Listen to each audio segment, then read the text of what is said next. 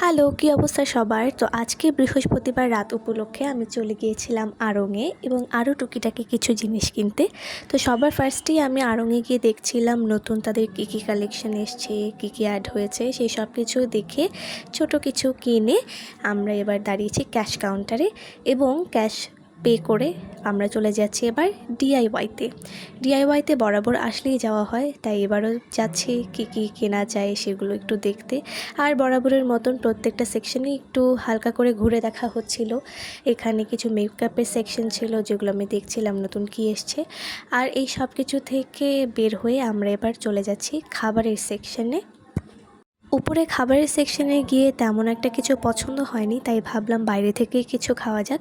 তাই বাসায় ফেরার পথে আমরা একটি দোকানে ঢুকেছিলাম যেখান থেকে আমরা পার্সেল নিয়ে এসেছি আর কিছু বার্গার, পাস্তা এগুলোই পার্সেল নিয়ে এসে বাসে মজা করে খেয়েছি।